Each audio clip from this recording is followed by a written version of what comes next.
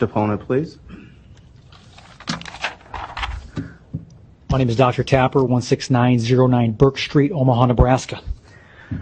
Again, my name is Dr. Tapper, and I am no stranger to you as this is my third time here addressing the regulations and mask mandates. Imagine a virus so deadly and severe that you have to have a test done to find out whether or not you've had it. You guys are basing these numbers on positive cases and not hospitalizations or deaths. That's what you should be basing those off of. The numbers are hyperinflated by false positives and the never-ending doom and gloom from the mainstream media. I was taught that fear is the fire that fuels the furnace of disease. And when will this fear-mongering stop? It is terrifying to me to think how easily this mask mandate could turn into a vaccine one. You see, I follow the vaccine narrative very closely, and I have been for the last decade. I have witnessed firsthand the damages that can occur after a vaccination, conditions like transverse myelitis or Guillain-Barré.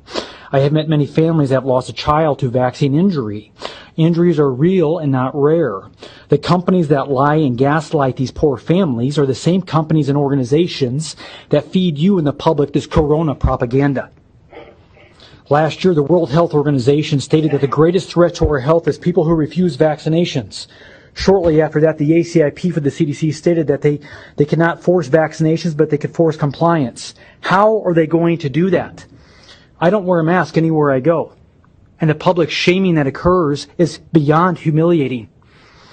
I have been refused business, and on some occasions I couldn't enter the store. If the mask mandate turns into a vaccine mandate, you will not be allowed to go back to work, earn a paycheck, renew your driver's license, or function in everyday society without proof of the vaccination. We had draconian bills sweeping the nation last year coming after our medical freedoms. And then the coronavirus came. The Trojan horse to implement this tyrannical agenda. I believe this to be spiritual and psychological warfare on the people. The rate of suicide is the highest it ever has been in human history. More people have died this year of suicide than from corona. The National Alliance on Mental Illness Helpline has seen a 65% increase in calls and emails since March. In other words, the vast majority of health, emotional, physical, psychological, and financial hardships now faced by citizens are not due to COVID-19. They are due to ongoing catastrophic lockdowns, restrictions, and policies imposed by unaccountable, irrational governments. Since when is it your job to pass legislation on health? History teaches us that when the government takes away a certain freedom or liberty, they do not freely give it back. Martin Luther King Jr. once stated that oppressed people cannot remain oppressed forever. The yearning for freedom eventually manifests itself.